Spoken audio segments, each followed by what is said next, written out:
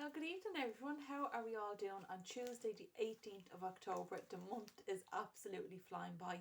I hope that we're all safe and well. Those that couldn't be with us, please get well soon. And the few that are on holidays, enjoy. And please keep on bringing back the sunshine. As long as it's not raining. Today was not too bad, even though it was cold. Fantastic weight loss and fantastic inch loss. Well done to everyone. I want to welcome Claire and Keelan to the group as well this week. It's great to have you on board, and any questions at all, please just get in touch. Thank you, Emily, for the before and after. It's just amazing to see the difference, and thank you for sharing.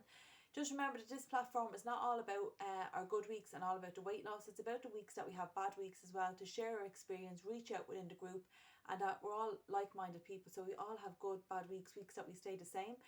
Well done to everyone who got there this week, even on a bad week, and you might have known that you were going to put on a couple of pounds, and you came and you faced the music, which I greatly admire.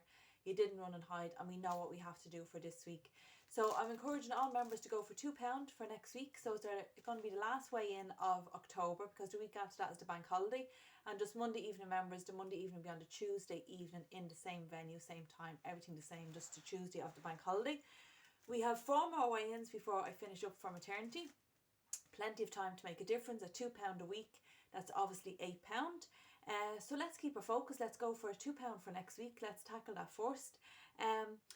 Took on board a little bit of my own counsel today, so that's why the hairstyle is a little bit different. I got a pin and curl, and I treated myself to a little switch off time for about 45 minutes, and it was absolute heaven. So excuse the clips, but the message is still going to be the same. So this week's talk, ways to stay on track over bank holiday. So obviously our bank holiday coming up, the last one of the year. It's generally a big one, with fancy dress and different things, plus the clock's gone back. This year we're also allowed out of jail. There's no lockdown, so we might be making up for lost time. But as a general rule of thumb, this week's talk is ways to stay on track over weekends. 96% of members will say to me at the scale, so 96 is the majority, more than the majority, let's say, will say to me, I was good until the weekend. Now, the weekend is the same day and time every week. How are we still allowing it to sabotage us? So I want us to tackle that. Be aware, all these pointers are very simple. You could teach them back to me, but it's actually about putting these into practice, okay? So up first is about do not skip meals. Generally what happens at the weekend that we get up a little bit later. So breakfast and lunch is combined obviously to brunch. Then we're staying up a little bit later, so our eating patterns will be later. We're getting up late the next day. The real message from the HSE and from our training, and I suppose that's a little bit late. The reason why the video was late this week, I had a couple of Zoom meetings with training and updating information about skipping meals, that it's really bad for us to do that. And what they want us to really do is even have a structure and routine over the weekend, even though we're off work. They're saying, like, say for instance we're up at 7 o'clock, take an extra hour at the weekend, so let's say 8 o'clock, but not staying in bed till 10 or 11. Okay, so that might sound a little bit harsh and you might love your lions, but routine and structure is good. That we're not running on long periods of time, that our metabolism slows down if we're not eating food regularly. So it should be every 3 hours during our wake period.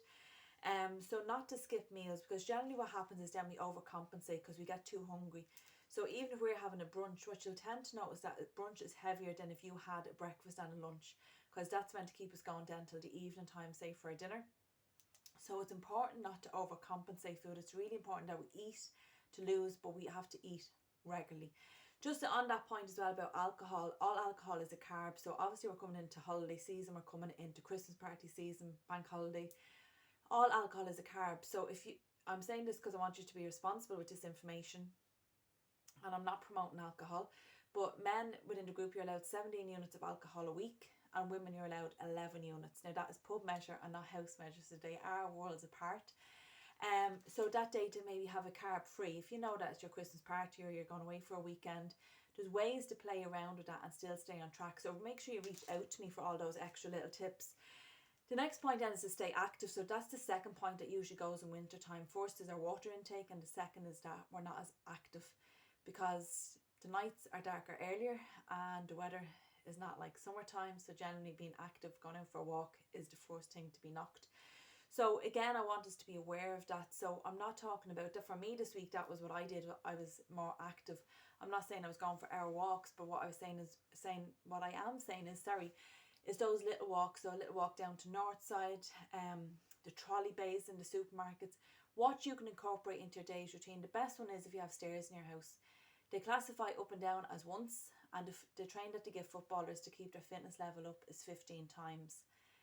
Very, very hard to do that. I thought I would have had it done in a breeze, but you have to build yourself up over time. So one hand on the banisters, one hand above the heart. Once the hand goes above the heart, you're making a cardio, so you're burning calories 3 times as quick, and a good pair of shoes on, so no slippers from a fall point of view. But it is important to stay active, so let's make the most of a bank holiday, of our time off and the weekends, and being active in there. So go for a walk. If you want to go to a gym or join a gym, again, that's a personal choice. If you have YouTube, log on, do a dance video, do an exercise video, whatever is your tipple, let's say. I want you to do it. And exercise is something that you have to enjoy. It's not something, oh, here we go again. It's something that you have to enjoy. It could be gardening, it could be a bit of painting, something just to keep us active, even cleaning the windows rather than getting the window cleaner in. Our next point then is make time for food prep. That's really important. If we don't make time, we're leaving it to chance. And none of us can afford to leave the chance. We're here to see a difference on the scales every week. We're here to notice a difference in ourselves every week, not just about the scales, about non-scale victory. But food prep is key, as some of our members mentioned who work in delis and work in McDonald's. The queues first thing in the morning for the likes of jambons, sausage rolls, the McDonald's breakfast. Rather than just getting up 10 or 15 minutes early, boiling an egg, maybe have your porridge. All those things in there, but you have to make that time. Okay, so you have to put the effort in to make time. You'll know what's best. For me now at this time of the evening, I think it's just after 7, it's just gone 7:30. For me to go down now and do food prep, forget about it. It's not going to happen. First thing in the morning, that's when I'm good, or around lunchtime is when I'm in the right headspace. If I was to go down and start now, it would take me about an hour and a half to have myself talked in now, of opening and closing the fridge, getting vegetables out, whereas in the morning it'll be a 15-20 minute job. So you'll know what the best time is. The next point then is to sleep and rest. So sleep is one of the top 5 points for weight loss. Rest they're talking about during the day. So little cat nap, 40 winkies is always lovely to have when you can. Sleep, the HSE is classifying it as the next pandemic. Okay, sleep deprivation. We just don't get enough. Our heads are buzzing. As Rhoda used that word this morning, which is a brilliant word, our heads are buzzing, we're too busy. Usually by the time the alarm is ready to go off, we're falling into that deep sleep. So it's really important that we rest. Rest is just important as being active. Our next point then is schedule me time. So as I said, I've done that today. I'm taking on my own advice and my own counsel. But you have to make that time for you. It's not selfish, but like that, we don't let the phones run on empty. We don't let the cars run without petrol or diesel or electricity now, that we top them up. So you have to keep yourself topped up and not to let anyone else come in on your time. I have been guilty of that. Say for instance, I arrange with a friend to go for a coffee, and then if something comes up within the house, I say, oh, you know what, that time is better spent doing this, that or the other, rather than sticking to the coffee and making that time. It could be Pilates, it could be yoga, it could be swimming, it could be anything, but stick to that me time and not to allow other people to come in on that. And that's not being selfish, it's just being realistic. Next then, do not have an all or nothing attitude. So I think we're all guilty of that. When we have a weight problem, we're all in or we're all out. So it's the whole packet of biscuits or nothing at all, that we can't seem to control, to say have 2 biscuits with a cup of tea. And like that, it's in our personality trait that we're all in or that we're all out. So when you have, like, remember that the program allows you to have your treat. So like ideally being Monday and Tuesday members, your treat is going to be a Friday or Saturday. The program allows you to have your takeaway, if it's your bar of chocolate, whatever that you fancy as your treat, your couple of drinks, and then back on track. So if you fall off track on a Thursday or Friday, not to say, oh, sure, I'll start again Monday, and then if it were Tuesday, remember, I'll wait till I get weighed on Tuesday and I'll start then. Back in the game the very next morning. Having your treat or your few drinks is not going to make us put on weight. It's the rest of the week that we do. So not to have the all or nothing and writing off time. It's roughly 10 weeks to Christmas, so in 10 weeks that's £10 for a clothes size. So I'll do a little breakdown on that one as well, of what we can have, but definitely a stone is there for the taking. Next is to drink water. You have 28 feet of intestine, so it's so important to keep that flushed. If you didn't flush the toilet for a day, it's not very nice. Drink the water. My compromise, if you're not going to drink your cold water, rather than eliminate water altogether, have your hot water and lemon. It's better than not having any water, or else your fat buster drink. But it's really important. It's how fat leaves the body is through the urine. So it's really, really important. If you're eating right, back it up by drinking your 2 litres every day, so that we see the consistent weight loss. Next then is to keep the food diary. Claude is a broken record, but the members that keep food diaries lose 3 times more weight than those who don't. So I think as a starting point, I'm encouraging anyone who doesn't generally keep a food diary to keep a 3-day food diary. Let's have some baseline, some starting point.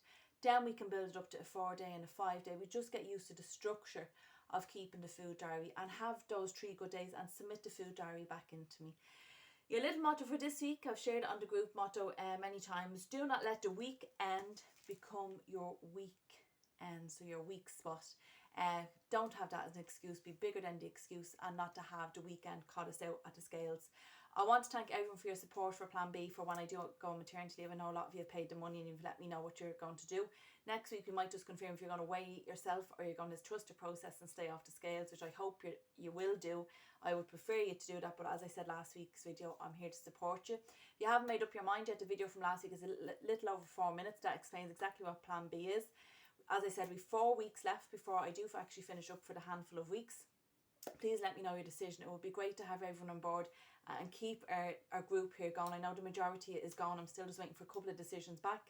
But it would be great to be all in this together and come back in the first week of January and have our weight loss by trusting the process and being in it together. But thank you everyone. Have a great week. Stay safe.